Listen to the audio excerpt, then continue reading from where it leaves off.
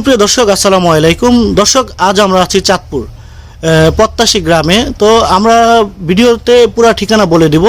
তো আমাদের ক্যামেরার সামনে যে বোনটি বসে আছে, এই বোনটি একজন শারীরিক প্রতিবন্ধী। তো আমরা এই বোনটির জীবনের গল্প আপনাদের মাঝে তুলে ধরার চেষ্টা করব। দর্শক, আমাদের সঙ্গেই থাকুন। আপু, আসসালামু আলাইকুম। আসসালামু আলাইকুম। জি, ওয়ালাইকুম সালাম। আপু একটু জোরে কথা বলবেন। হ্যাঁ ভাইয়া, আমি বলতেছি আমি একজন শারীরিক প্রতিবন্ধী। জি, আমরা আগে আপনার সঙ্গে পরিচয় সেরে নিই। আপনার নাম কি? আমার নাম জান্নাতুল ফেরদাউস। জান্নাতুল ফেরদাউস, জি, খুব সুন্দর নাম। নামটি রেখেছে কে আপনার এই নামটি? আমার মামা রাখছে। মামা রেখেছে। জি, একটু জোরে কথা বলবেন, হ্যাঁ, লজ্জা পাচ্ছেন? আমার মামা রেখেছে। আপনার মামা রেখেছে। জি, আচ্ছা, তো জান্নাত আপু, আপনি আপনার জীবনের গল্পটা ইউটিউবে শেয়ার করতে যাচ্ছেন। তো সেই কষ্টের কথাগুলো আমরা শুনবো আজ। আপনার জীবনে কি ধরনের কষ্ট আছে সেই কথাগুলো শুনবো। ছোটবেলা থেকে আপনি কি ধরনের কষ্ট করেছেন বা কিভাবে শারীরিক প্রতিবন্ধী হয়েছেন সেই কথাগুলো আমাদেরকে বলুন। ভাই আমি ছোট থাকতে আমি জন্মের পরে 3 বছর হাঁটছি। 3 বছর না, 5 বছর হাঁটছি। হাঁটার পরে হঠাৎ করে প্যারালাইসিস হয়েছে, জ্বর হয়েছে। জ্বরের পরে বাবা মা অনেক ট্রিটমেন্ট করছে, কোনো কার্যকরী হয় না, সুস্থ তো হয়ে উঠি না। অনেক টাকা পয়সা খরচ করছে আমার জন্য, আমি সুস্থ হয়নি। ছিল বাবা মারা গেছে, সংসারে হাল ধরার মতো কেউ ছিল না। জন্মের পরে 5 বছর আপনি ঠিকমতো হাঁটাচলা করতে পেরেছেন, জি, তারপরে আর আপনি হাঁটতে পারেননি? জি না, জ্বর হয়েছিল হঠাৎ করে। হঠাৎ করে জ্বর আসে? জি, জ্বর আসে। আচ্ছা, তখন আপনার বয়স কত? 5 বছর? জি, আচ্ছা, তারপরে? তারপরে এই মা ভাই বোন 3টা, আমার বড় ভাই ছিল, তারাও মারা গেছে ছোট থাকতে। আমি আসলাম, তখন আমার আল্লাহ কপাল মন্দ করছে। আসলে বাবা করার মতো কেউ ছিল না সংসার। এই কি কমু ভাইয়া, শরমের কথা, আমার সংসারে হাল ধরার মতো কেউ নাই, এই জন্য আমি। আচ্ছা, আপনার বাবাকে আপনি দেখেছেন? জি, আমার বাবাকে আমি দেখছি। আমার বাবা আমার কত ডাক্তারের কাছে জায়গা কলুকারে নিয়ে গেছে। আচ্ছা, তো আপনার বাবার কথা মনে আছে? জি আছে, বাবা 2002 মারা গেছে। 2002-এ মারা গেছে। জি, আচ্ছা, আপনার এখন বর্তমান বয়স কত? বর্তমান বয়স কত হবে? 27 হবে আর কি। 27 হবে। একটু জোরে কথা বলুন, জি, আমি কিন্তু আপনার ভয়েসটা পাবো না। তো 27 হবে। আচ্ছা, তো আপনার বাবা আপনাকে যে ডাক্তারের কাছে নিয়ে যেত বা সেই অভিজ্ঞতার কথাগুলো একটু বলুন না আমাদেরকে। বাবা ডাক্তারের কাছে নিয়ে গেছে, মা নিয়ে গেছে জায়গায় ট্রিটমেন্টের জন্য, যতটুকু পারছে এতটুকু করছে। লাস্ট পর্যন্ত আমরা যখন এই অবস্থায় ছিলাম, তখন নাকি কোনো পোলিও দেওয়ার মতো ডাক্তার আসলো না, পোলিও আসলো না, হামটিকা ছিল না। ডাক্তারেরা বলছে এগুলো হামটিকা থেকে এই অবস্থা হয়েছে। তখন আমার করার কিছু নাই, আর সুস্থ হবে না। আচ্ছা আচ্ছা, তো আপনি বললেন যে আপনার জন্মের 5 বছর পর্যন্ত আপনি ঠিকমতো হাঁটাচলা করতে পেরেছেন, জি, তারপরে আর হাঁটাচলা করতে পারেননি, একটা জ্বর আসে, জ্বরের পর থেকে আপনি পঙ্গু হয়ে যান বা প্যারালাইজ হয়ে যায়। জি, আচ্ছা, জ্বর যে এসেছে, আপনি কি তখন আপনাকে আপনার বাবা মা ডাক্তার কাছে নিতে পেরেছে? হ্যাঁ, সাথে সাথে নিয়ে গেছে। যেরকম গ্রামের ডাক্তার ছিল, ডাক্তারের কাছে নিয়ে গেছে। ডাক্তার থেকে ওষুধ আনছে, খাওয়াইছে। বাবা মা ওই বলছে ওখানে লয়ে যাও, বলছে ওখানে লয়ে যাও। কোনো জায়গায় নিচে, কোনো কাজেই আমার ওই ভাইয়ের মতো কার্যকারী হয় না। এই জন্য আল্লাহ কথা বলে আমাদের কখনো মতো। আচ্ছা, তো জ্বরের ডাক্তারের কাছে গেছেন, জ্বরের জন্য বিভিন্ন ভাবে গেছেন বা বিভিন্ন ওষুধ খেয়েছেন, জি, সে ওষুধে কোনো কার্যকর হয়নি? জি না, কার্যকরী হয় না। আচ্ছা, তাহলে কি আমরা ধরে নিতে পারি জ্বরের কারণে আপনি প্যারালাইজ বা পঙ্গু হয়ে গেছেন? জি, তো জ্বরটা কি খুব মারাত্মক ছিল? কোনো পরীক্ষা নিরীক্ষা করতে পেরেছিল ডাক্তার? সেটা তো আমার খেয়াল নাই, সেটা আমার মা জানে আর কি। সেটা আপনার মা জানে। জি, আচ্ছা, তো আমরা সেদিকে যাব না। তো আপনি যখন প্যারালাইজ হয়ে যায় 5 বছর বয়স থেকে আপনার, জি। তো আপনি তারপর থেকে কিভাবে ধীরে ধীরে এই সামনে এগোলেন সেই কথাগুলো বলবেন? তারপর থেকে আস্তে আস্তে জ্ঞান হয়, বয়স বাড়ে। তারপরে চলাফেরা কেনে করবো, কেনার মতো কোনো ক্যাপাসিটি পাই না। তারপরে উপায় বুদ্ধি না পায়, তারপরে হাঁপুর কেটে হাঁটা শুরু করছি আর কি। হ্যাঁ, বাচ্চাদের মতো চলাফেরা করি দিনকে দিন। এরপরে ছোট ছোট আরো 2-3টা ভাই বোন ছিল। বাবা গেছে, বাবা দুনিয়া থেকে ছাড়া। সংসারে হাল ধরার মতো কেউ ছিল না, থাকে না, নির্ভয়া কাছে হাত সাহায্য চাই আমি। মানে বাবা মারা যাওয়ার পরে আপনার সংসারে মানে হাল ধরার মতো কেউ ছিল না? জি না, কেউ ছিল না। তো আপনার সংসারে এখন বর্তমানে আপনার কতজন সদস্য? সদস্য এখন আমরা বর্তমান 5-6 জন। আপনি? আমি, বাচ্চা, আমার ভাই, ভাইয়ের বউ, মা, মা। ভাইয়ের একটা বাচ্চা। ভাইয়ের একটা বাচ্চা। জি। তো আপনার সংসারে এই হালটি কি আপনি ধরেছেন আপনি বাবা মারা যাওয়ার পরে? জি। কিভাবে ধরেছেন?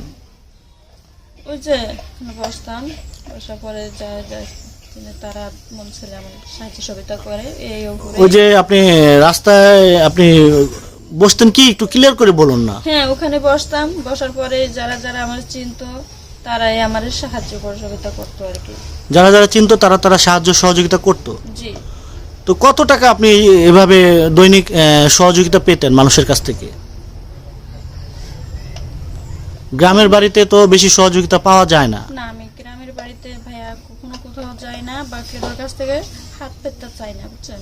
না চাওয়ার পরে সবাই আমাকে যারা যারা চাঁদপুর যারা যারা যাওয়ার পথে চিনতো তারাই আমার 200 টাকা, 100 টাকা, 200 টাকা, কেউ 500 টাকাও দিত, এরকম 500 টাকা, 400 টাকা, 300 টাকা। আমি বিকাল টাইমে বসতাম, বসাতে যা পাইতাম তাই আমার এই চলতো, তা দিয়ে আপনার সংসারটা আপনি চালাতেন? চালাতাম। জি। আচ্ছা আচ্ছা।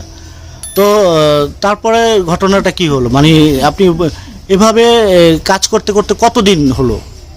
এইভাবে কাজ করতে করতে তো হয়ে গেছে তো আজকে দিকে তো 15-16 বছর। জি।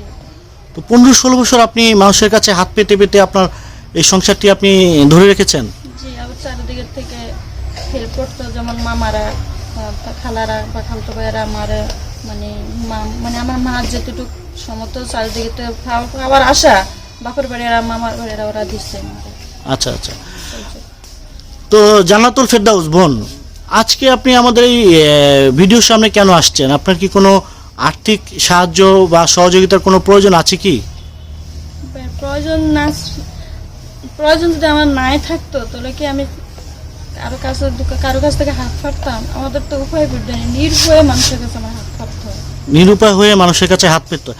আচ্ছা, আপনি যে বললেন আপনার বাবা আপনাকে কাঁধে করে এদিক ওদিক নিয়ে যেত বা ডাক্তার কাছে নিয়ে যেত, বাবা মারা যাওয়ার পরে বাবার কোনো স্মৃতি আপনাকে কখনো কোনো কষ্ট দিয়েছে বা কাঁদায়? বাবা মারা যাওয়ার, বাবাও তো অসুস্থভাবে মারা গেছে। বাবা ক্যান্সার রোগে ছিল, ক্যান্সার রোগে বাবা অসুস্থ ছিল, বাবাও মানে অনেক কষ্ট হয়ে গেছে, গলাতে ক্যান্সার ছিল। বাবাও দুনিয়াতে ভাত খেয়ে যেতে পারে না, এক গ্লাস পানি খেয়ে যেতে পারে না। আমাদের কষ্ট দিয়েও গেছে, বাবা পেয়েও গেছে। আপনাদেরকেও কষ্ট দিয়েছে, বাবাও কষ্ট পেয়ে গেছে। তো বাবার সেই কষ্ট সেই কথাগুলো আপনাকে সবসময় কি কাঁদায়? সবসময় বাবার কথা বলে, সারাদিনই মনে পড়ে। সবসময় বাবার কথা মনে পড়ে? তো যখন বাবার কথা মনে পড়ে তখন আপনি কি করেন?